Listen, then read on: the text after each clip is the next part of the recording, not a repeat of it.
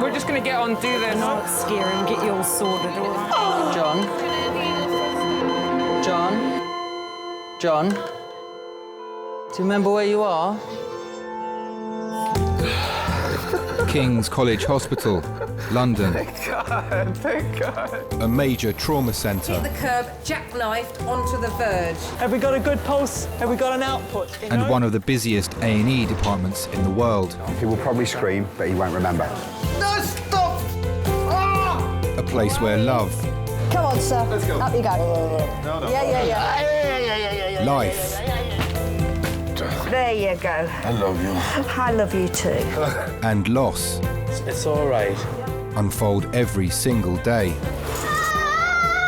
Don't cry. And we'll make sure Mummy stays with you.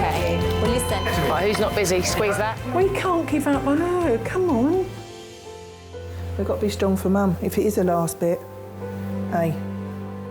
All the patients you're about to see were treated in one department. Well done.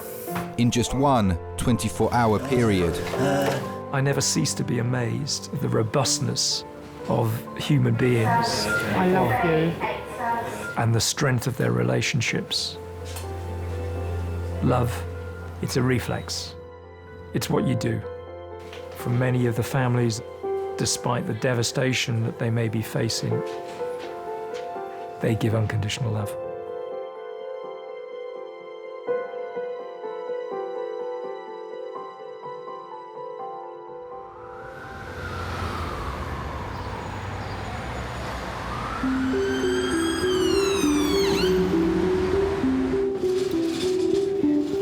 Hello. We're just going to number 4. So we've got another patient coming in as well. It started off with like the slowest day ever, and it's just gone tits up. But yeah, no, we've got lack of space everywhere. It's manic. Literally haven't stepped out of resus for a week. It's one of those. Modern medicine is perhaps the victim of its own success.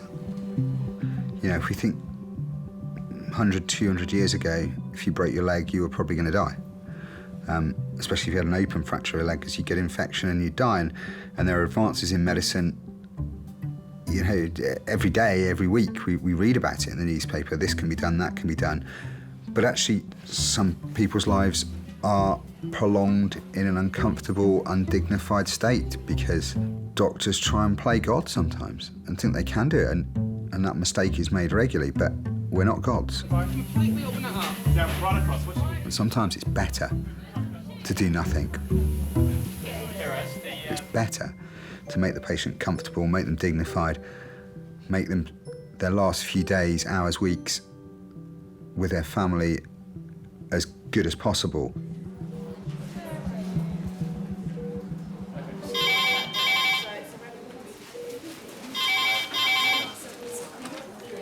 Hello, King's Annual Recess. Good afternoon. Yep. November 2,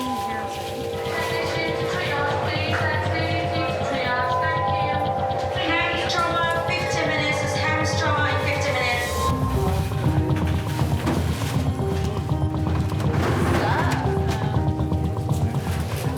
Hems, 55-year-old truck driver, trapped, head injury, pelvic injury, closed to fib fracture. Are they here? One, two, anaesthetist, ortho, surgery, anaesthetics, me, patient, no.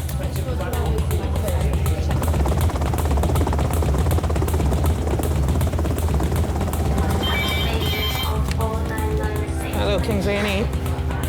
It's Kent Hems, 5 minutes away.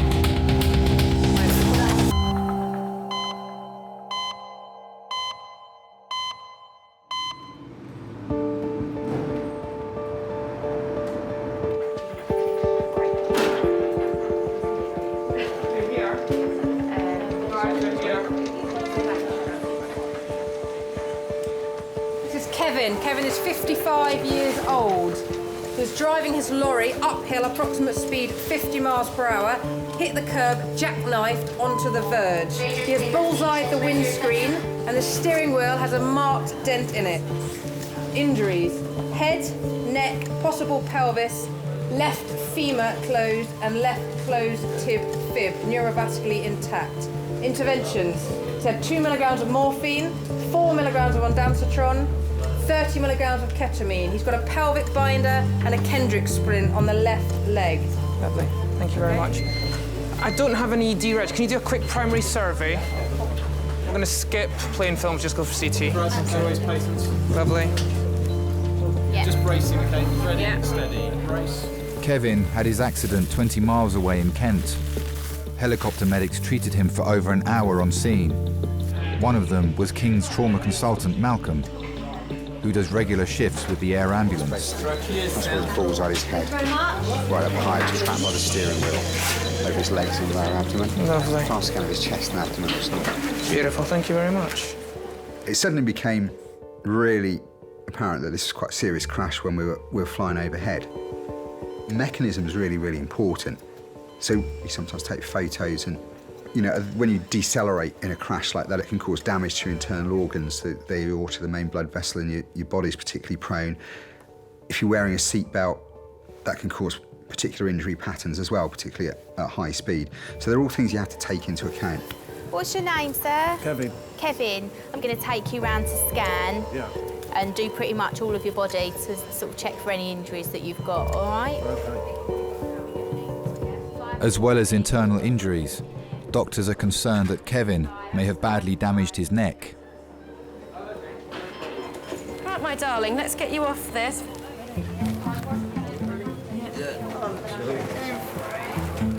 Right, we're just going to get you into a gown, my lovely. Make a little fuss of you. The resuscitation room isn't just about the drama, the traumas, the blue lights, the hems. It is about patients who are very, very poorly. She can't mobilise. Oh, yeah. OK. Stuck in a wheelchair. She had a fall yesterday. Was on the floor for 6 hours. We do have a fair few of the elderly patients coming into resus.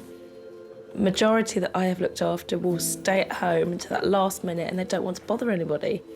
I knew I was having a heart attack at home, one lady said to me once, but I didn't want to bother you. I know you're all very busy and I was going to leave it till later.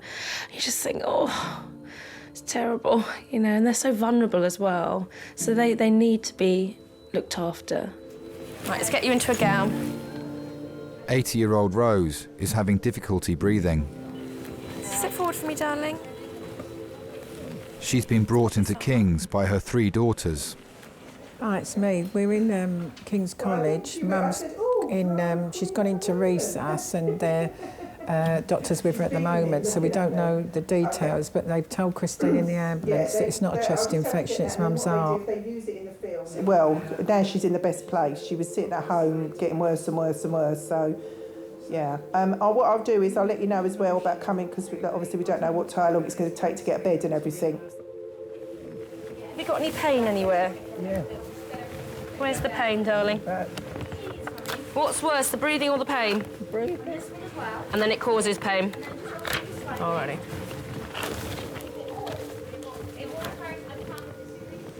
Mum was born in the East End, Bow, London. She was an only child. Do you think that's why she had a big family? I think so. I think so. Well, I'm the second eldest, and I'm the third eldest. I think we was envious of Christine because she was always skinny. She was always skinnier than us. She was a lot slimmer and older and blonde, yes. There was a time when Christine could wear hot pants and I couldn't. Yeah, because we was fat. I was a lot bigger than her and I thought, that's not fair. Yeah. So what's it like being the eldest? It's okay, actually, but I was never the boss. I think if everyone was the boss, it was Sandra, not me. The doors keep opening. I keep thinking they're going to come out and tell us something. I don't like the fact that she's sitting up there all on her own now. I said to her last night, when I phoned her last night, I said, I'll come over, Mum. I'll come over now and I'll sit with you all night. I'll sit with you. She went, no, I'll be fine, I'm fine. I said to you, though, didn't I, when I spoke to her, when Christine put me onto her, she didn't sound right. When I phoned her before you, she didn't sound right. Do you remember when she had that hematoma on her leg and that doctor came out and she said, looking at your mum here on paper, it's very, very sick. There's not one part of her body, I don't think, that's working properly anymore. But then if she'd phoned the doctor, son, he still would have said what her doctor said. Oh, it's chest infection. This ain't no blinking chest infection. That's what Christine said, isn't it, really? Perhaps they thinking that she's going to die at home. Yeah, and they don't want it. They don't want it anymore, son. Old lady. No, that's where she should die with her family at home. Perhaps the doctors thought there was nothing they could do much, really.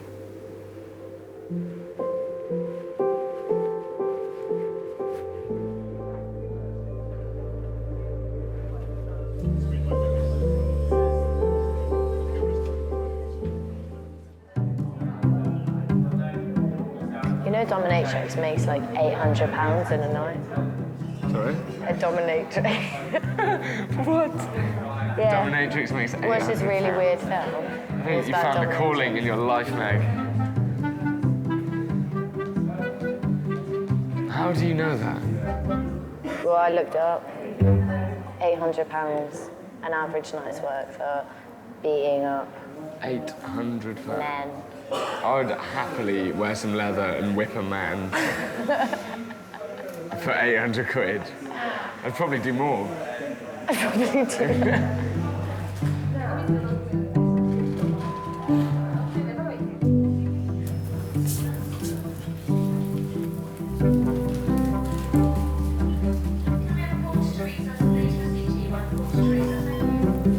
Right, that's it.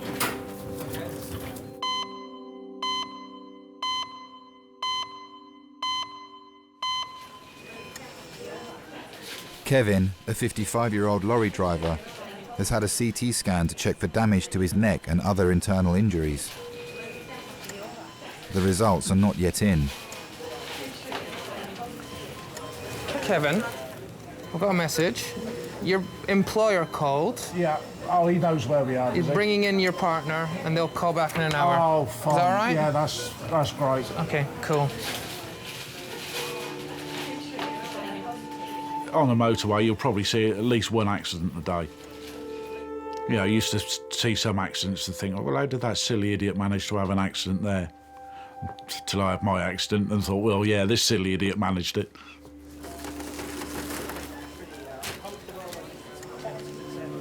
Kevin, you've got a sort of splint pulling your leg there, and just to keep the bones kind of in place. What we need to do is we need to take that off, and we need to put a plaster cast on. Yeah. Okay. Now, as you can imagine, if you've got a break there, that's going to be painful. Bloody painful, yeah. Sorry to be blunt, but before we do that, I'm just going to give you some more morphine. Yeah. Okay. Yeah, Take the edge off the pain. I'm gonna give you more than what you had the first time round. Yeah. Okay. If you bear with us, it will be uncomfy when we do it. There's no way around it. But once the cast is on, at least it won't shift and you'll be much more comfortable. Okay? Oh, try not to nod your head as well. Just say yes or no. Okay. The only bit I can't remember is the very first bit of what started the accident off. The rest of it I can remember as clear as anything. I remember looking in the mirror thinking I shouldn't see that much of a trailer in the mirror.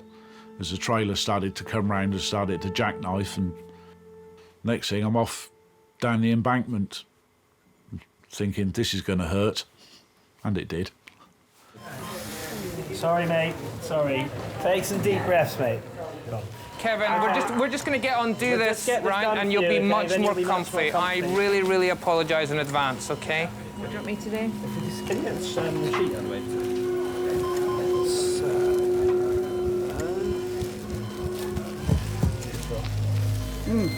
Sorry, mate. This is going to be the worst bit. Just double that back of itself. Kevin, I'm just going to keep pulling. Try and keep it okay. as extended as possible.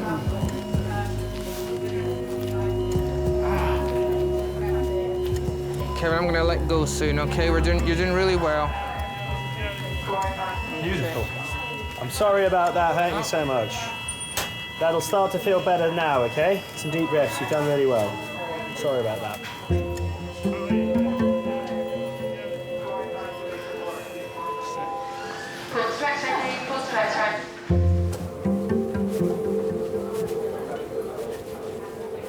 You all right, Mum? Hey? You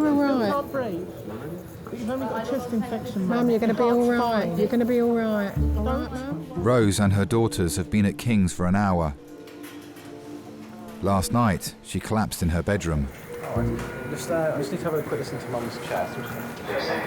Right, can I have a little listen to your chest? Would that be all right? If you take some nice deep breaths for me. She's now having trouble breathing. Do you have any pain anywhere at all? In my back. In your back? Where'd you fell over? When did you fall? Yesterday. Have you fallen a lot? So tell me a bit about your mum. What did she look like when you were growing up? Black hair. I just remember black hair. Very pretty. I always thought of her looking like a movie star. To us, when she was younger, she looked glamorous. She was very, very beautiful. She used to always be quite suited and booted, Mum. She was a seamstress. Any pain in your tummy at all? No. And she was always busy.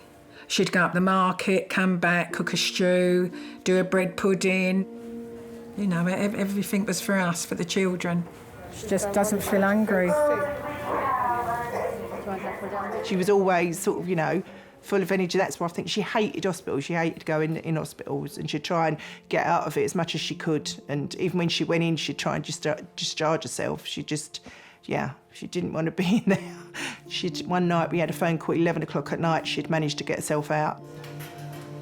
She had told them she had care and everything at home, so she didn't have to stay in the hospital. So every time she went in, we used to say to her, keep her in here, don't let her out. She's got to stay in the hospital. Hello, darling, you all right? We've only just been allowed to go in since she's been coming here from the ambulance, but she asked to come in here. She knew she was that ill. She looked like she was dying then. I really thought we was going to take her out in a box. I went, come home with me, Mum, stay in Gabs' bed and we'll be fine. And then she went, no, I want to go to hospital. So we knew then that because she couldn't breathe. She was like, you know what I mean? Just could not breathe at all. No, yeah. So is it a little bit like pneumonia with the fluid in the lungs? The fluid in the lungs isn't pneumonia. Pneumonia is infection in the lungs. Yeah. So there's probably an element of that there. Yeah. But there's also the fluid, which just complicates things a little bit further as well. So we'll see how she gets on over the course of the next hour. Right, that's great. Okay. Yeah, thank you, Doctor.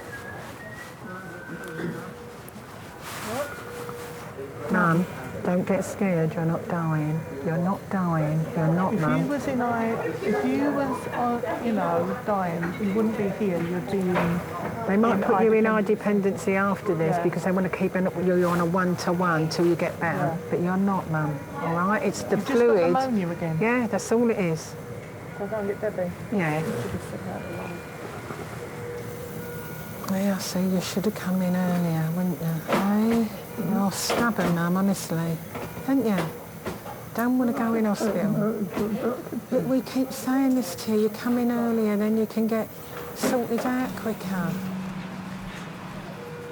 Mum, you all right? Yeah? Look a lot better than you did, to tell you that. Hey, kiss.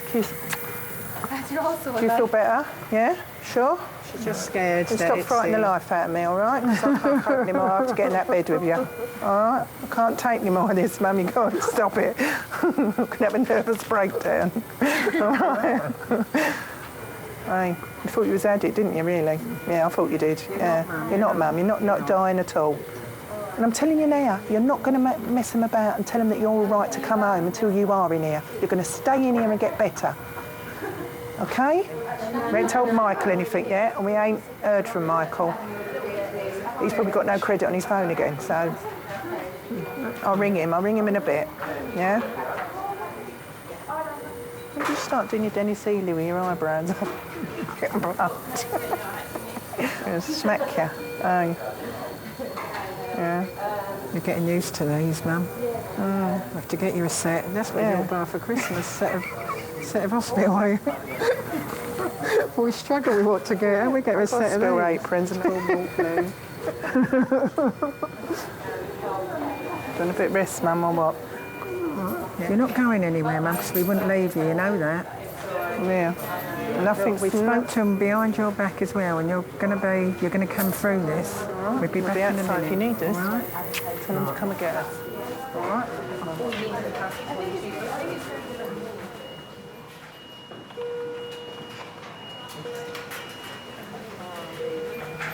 Yeah, we wanted to chat with you, to be honest. Yeah. How do you feel? You can start if you want. What would you like to Do you ask? think she's going to get through this? Well, be honest with us, really. Yeah, no, I will do. All we can do is kind of do everything we can to try and help her fight whatever's going on. The issues are that she's got quite severe lung disease, she's got quite severe heart disease, so that's obviously going to make it all the more difficult for her, okay? I think if we were to put her on a ventilator, bearing in mind how bad her valvular disease is in her heart and the lungs, she would never get off the ventilator, okay? She'd then spend whatever was left of the rest of her life tied to a ventilator. And so we don't like to do things like that, okay? We don't like to make people uncomfortable for the sake of it.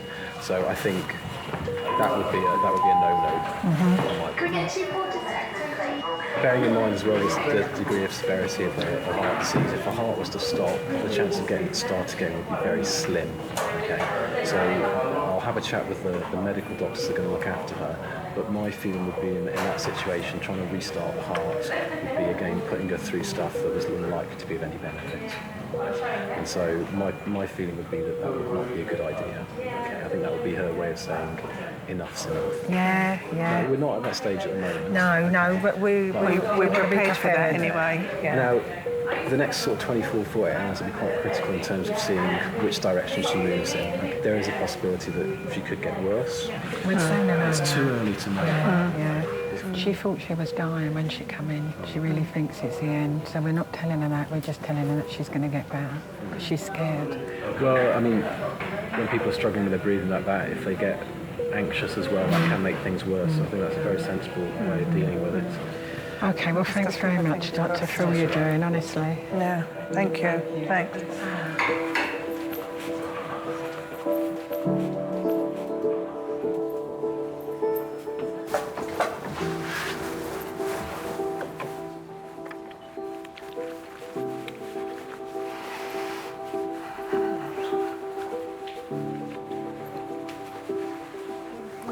Doctor's just spoke to her. What did you spoke to her? Pulled us round the corner. It's not good, is it? No. No, I'm not going home at all. Next 24, 48 hours, but they're not going to resuscitate Mum, and they're not going to put her on a ventilator. They're not going to do that for Mum, all right? She could come through it, Chris, but he's saying he's just telling us he's not going to put Mum on a ventilator and he's not going to resuscitate her because it won't be any good. She'll be on a ventilator and all it'll be doing is keeping Mum alive for us to switch off. So it's the next 48 hours. So I'm going to ring Steve to bring my stuff over. I'm going to stay at Mum's. Michael? It's Christine, where are you? You need to come to King's College. Mum's in hospital. She's not well.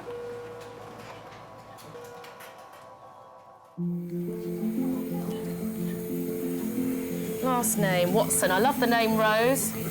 Yeah. I had a little girl, I call her Rose. It's really cute.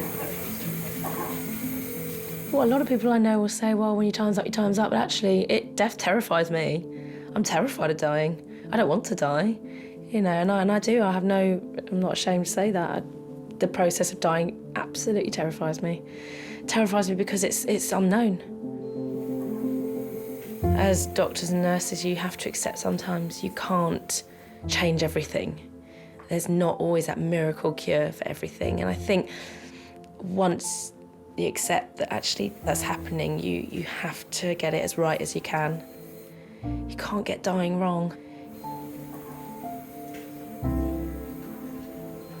Hi, Steve, it's me. They're not going to resuscitate Mum and they're not going to put her on a ventilator because she's got too many things wrong.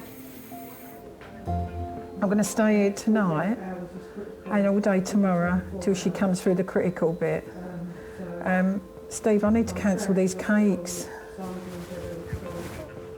The numbers will be in my book because the beats, the girl's going to have to come and get her beats back and they need to know pretty soon about the cakes. It was hard to think she wouldn't be saved if it happened and praying that it wouldn't happen. that she wouldn't go into that and not have to be brought round, not have to be resuscitated. So all the time he was praying, Mum, please be okay, don't let that happen, because you're not going to live if that happens. Yeah, it's just being told that they're not going to try and bring her back if it goes wrong, because it just won't work for her. But we can't let her know that. We're just telling her she's going to be ill, because he said if she gets anxious, her breathing will go worse. Well, that's what I'm thinking. If all the kids come in, she's going to think it's her last, isn't she? But we're here. She's got to. Well, Debbie wants George and Gabs to come over, I think. I'll ring you back later on, yeah? I'll let you get on. All right, then. OK. Bye. But if we're staying over, that's the excuse we've got. They've got to be here because we're staying over.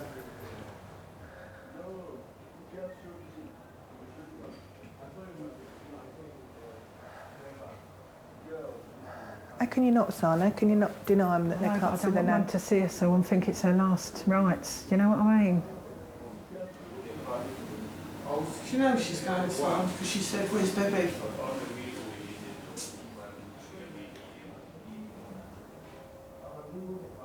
She might not. She might not. You know what a fighter she is? She's had this before. She's had this before. She's had it before and got through this pneumonia business and... But why did we fucking leave it again? Sodding about. Why? She's got a chest infection. Because she's stubborn, Deb. And we feel like we're forcing her to go in hospital. This is the first time she has said, I want to go in hospital. Because she panicked, she couldn't breathe this time. Last night. I missed her. But Chris, she wanted to die at home. But she's not going to die comfortably, not being able to breathe. It's like you're drowning. When you've got fluid on your lung, it's like you're slowly drowning. Here, she's going to be comfortable. Please have a quarter to X-ray patient go back. Thank you. She might respond to the antibiotics. She's not very far. She's given up. She hasn't. She's given up the way she was talking to me earlier. Chris, she hasn't. She hasn't. Stop she it. hasn't given up, Chris. We can't give up on her. Come on. Come on, stop. We can't give up. She's a fighter, Mum, isn't she? Hey? Because you can't go in there like that, can you? Hey, we've got to be strong for Mum, if it is the last bit. Hey.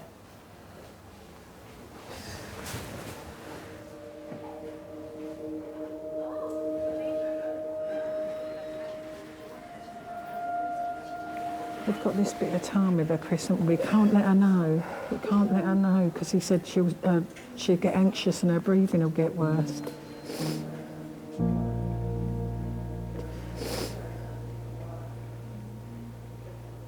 Don't you dare ever blame yourself, Christine, for anything that happens with Mum. You know that.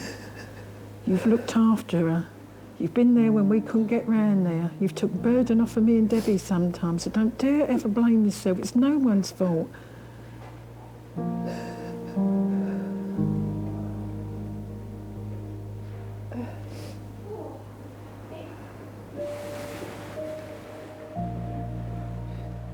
you want a coffee?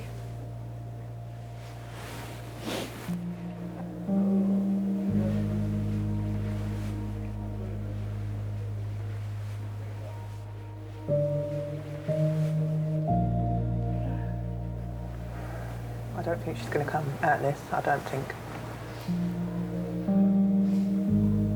We've got to tell her she is. I know. We've got to tell her she is.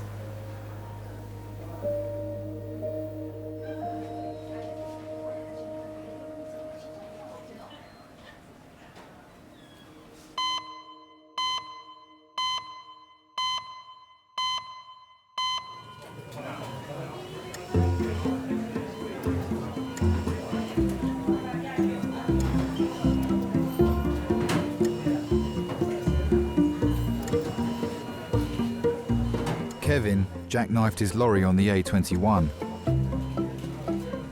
He's broken 6 bones in his body, including 1 in his neck.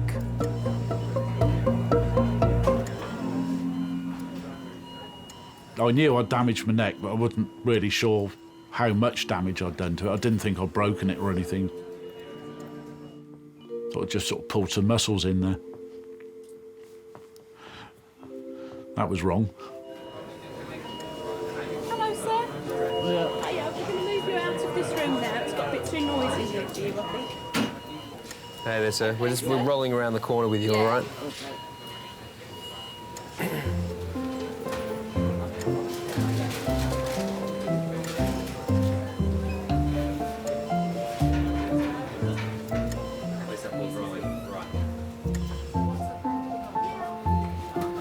I'll get that.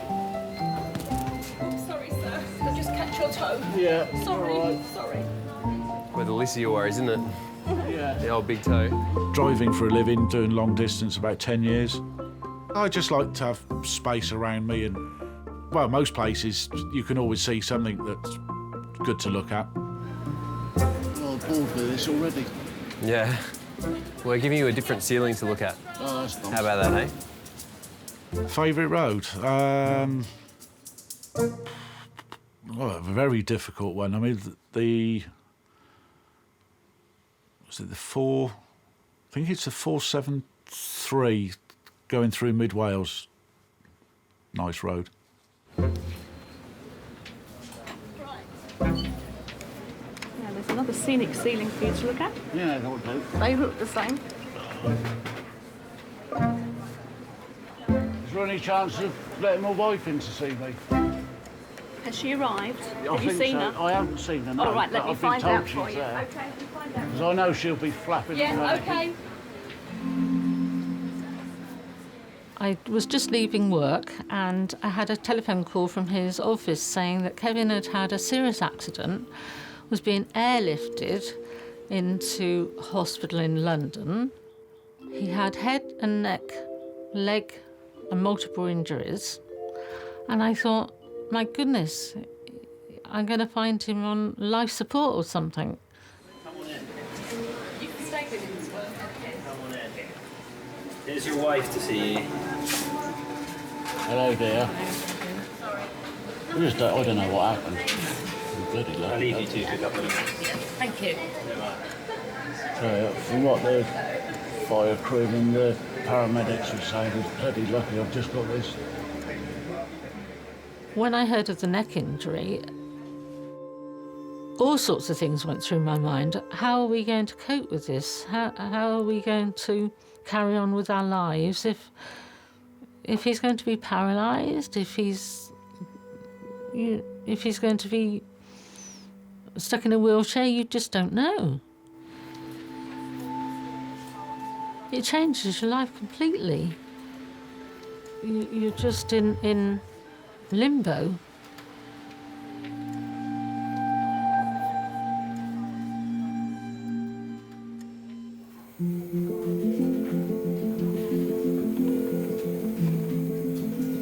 I can never remember Mum complaining. I can never remember sitting down and saying, I've had enough, I'm fed up, you kids get on my nerves. You think of yourself now what you do with your own children, and you look back and I think I can never remember Mum ever saying that. She knew us children so well that she'd know if something was wrong.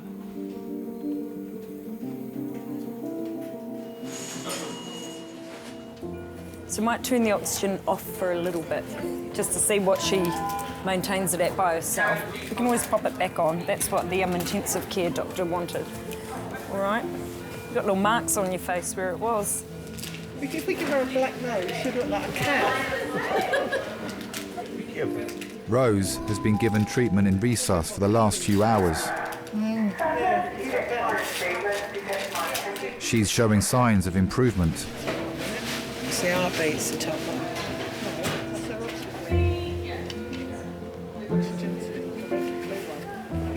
She'd call me every night at 10 o'clock and I'd call her if she didn't ring, just to make sure that we was both okay. I was the only one in the family that had been divorced, that was going for a divorce. It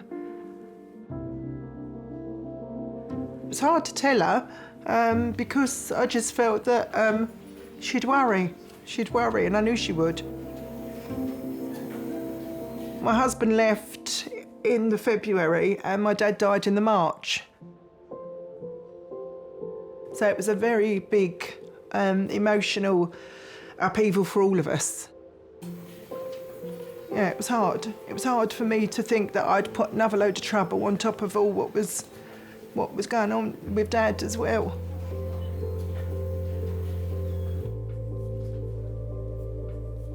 It was a sad time, and she was very strong and she coped very well because she was looking after me as well as grieving.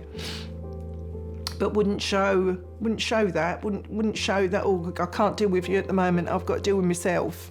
She'd still cope and look after us, yeah.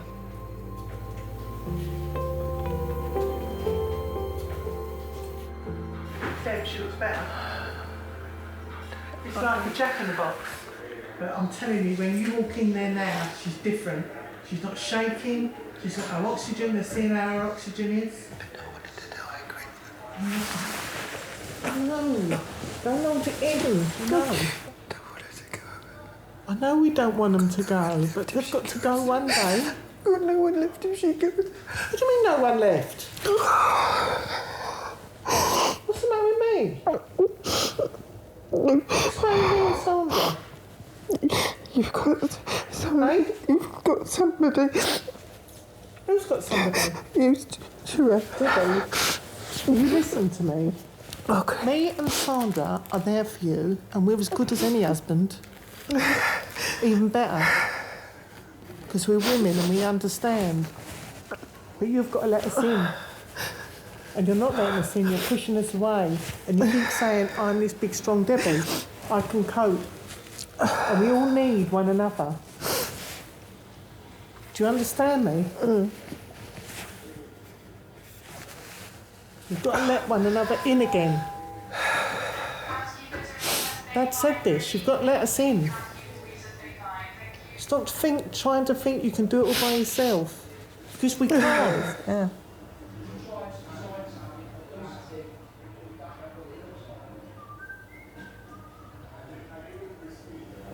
I feel physically sick.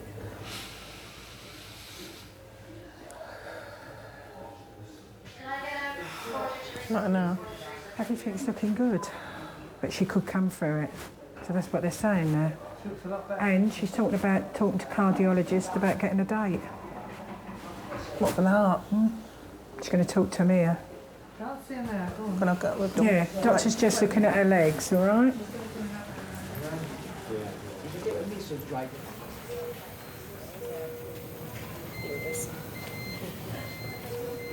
You all right, Mum? Oh, look, you ain't got that horrible mask on now, yeah? Just kiss me. How do you feel? Do you feel a bit better? A lot better than this morning. I know, Mum. Before she had her on the soft band, and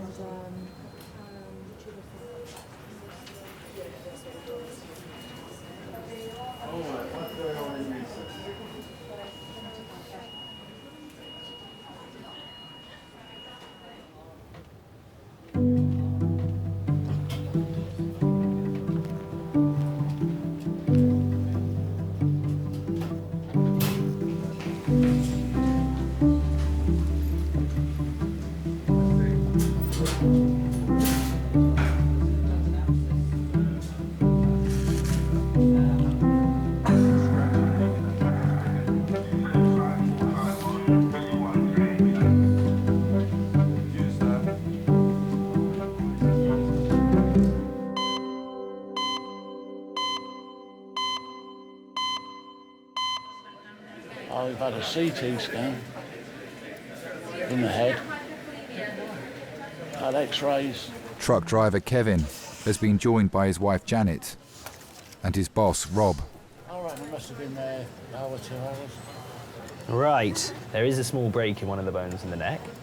Now, it's a bone near the top of the neck, near where the neck joins to the base of the skull, it's called the odontoid peg, and it allows for a lot of the mobility you have in your head, allowing you to look left and right.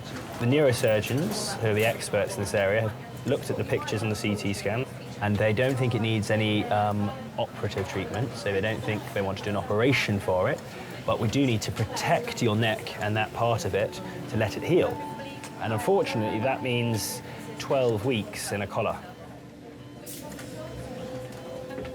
I knew I could move my hands and my feet and everything. I wasn't thinking of, am I ever going to walk again or whatever. Just could have been a lot worse. fraction of an inch made all the difference of me being here talking about it to not. Yeah, I think I was very lucky. I mean, at the time I thought I was very unlucky to have the accident, but I was lucky to get away with it. Hi, it's me. I might run out of credit on this phone in a minute. But she's looking a bit better and her bloods have come up, so... can you just put my slippers in the bag as well for me? And a bottle of that, you know that by the front door there's some carver, bring a bottle of that. 2 bottles. 2 bottles, yeah. Yeah, I'll see you soon. Bye. He's got to go and get money to get chips. He's taking a bottle of sauce in the car so they can have chips. No, I said that to him. I'm going to go and see her quickly then. Don't leave my bag, will you?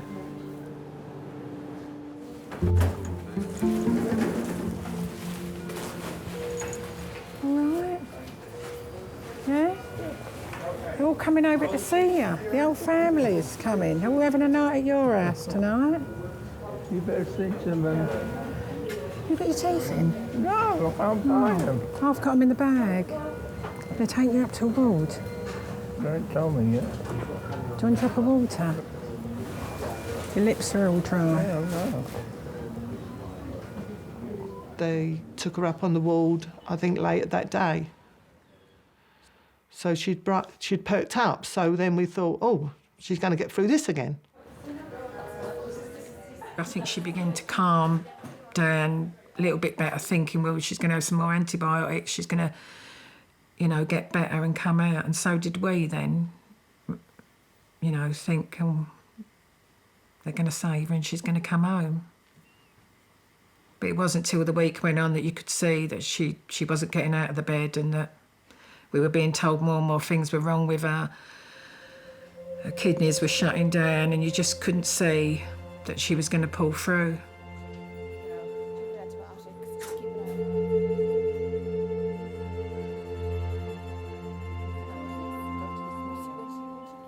Mum was moved to a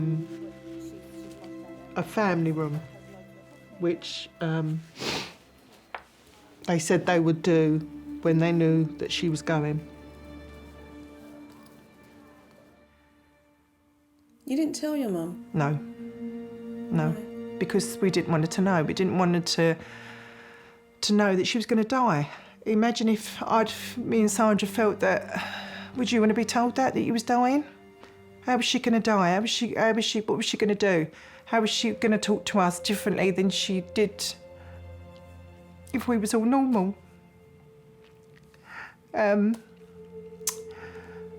We regret it now, I suppose, because we'd probably think, what would she want to say to us? Perhaps she would have wanted to say something to us, but we didn't want her to know that she was going to die.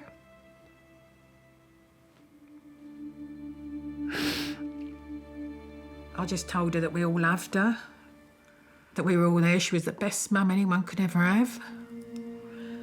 And just to rest now, Mum, and go to sleep and rest and don't fight anymore. And she took 2 last big breaths and that was it, just died.